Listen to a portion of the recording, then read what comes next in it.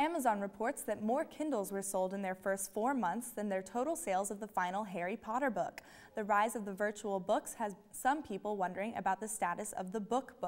Sam Baranowski gives us a look into the future of the printed word. If you handed Gutenberg a Kindle today, what would he think?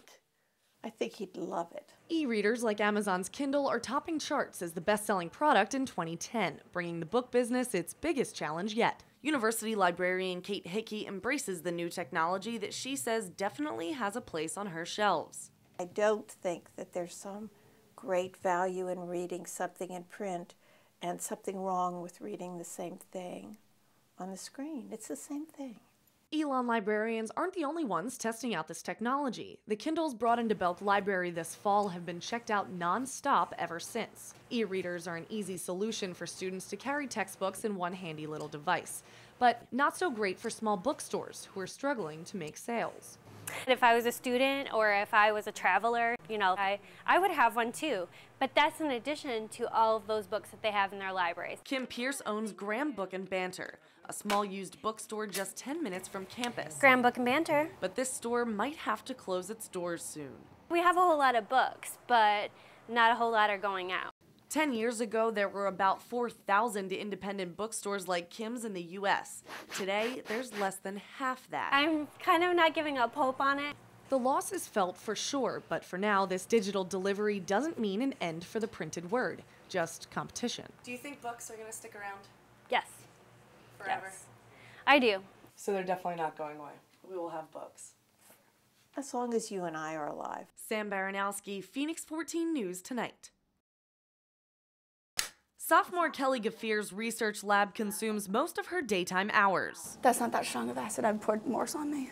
She is the first in her family to attend a four-year college, holds 2 jobs on campus, 3 leadership positions, and keeps a 3.9 GPA. My worst grade was in organic. What was your worst grade? A B. I don't talk about it. But she also has the task of tackling her tuition, which her parents don't pay for. Whereas somebody could go out and go spend money on clothes and everything, I don't. And I think of it as, oh, here, Mom, you don't have to put all this money towards the loan this month. I can contribute. Kelly is proud of her success in picking up the tab on her tuition, but hers is a quiet determination. Apparently I'm very sneaky with everything. I live with 10 other girls and not one of them knew that I paid for a college on my own because I don't like to show it. Her candid hard work is behind her success, but she has 3 scholarships that bring $11,000 a year in financial aid, but the rest is in loans. I know that I'm coming out with a loan of a small house in Jersey or a large house here, depending on where you live, but that's not my concern. Kelly's goal is to go back to Africa where she studied abroad to practice medicine on patients with infectious diseases. But that means more time in college and more loans to pay. I'd rather have a job that I'm happy with than be in debt. Sam Baranowski, Phoenix 14 News Tonight. College admissions offices use the web as a tool to connect with applicants, but I looked at one university that gives a tech-savvy generation a unique way to apply. This is Austin Owen, and this is part of her application to college. I enjoy skiing, figure skating, playing soccer. Tufts University is taking a step forward, asking for unique videos on an application known for essays and lists. I thought everyone was just giving that perfect little answer of, I would be great for your school because, and it's like, you don't get a true sense of who someone is through that unless you find a really creative essay. More than 1,000 Tufts applicants made a 1-minute YouTube video this year. One student even made a helicopter of Tufts mascot fly around his backyard. With a YouTube video, I could play you a song I wrote, teach you a card game.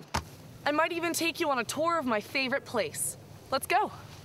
A picture says 1,000 words. How many words does a video show? Tufts videos showcase applicants, but here at Elon, the admissions team uses the web to show students who we are instead. A lot of students want more interaction, and they want to see a real student face. They want to actually hear a real story and less just facts from admissions, because everybody does that. If you want to watch more of the videos submitted to Tufts, you can find links on our website at phoenix14news.wordpress.com.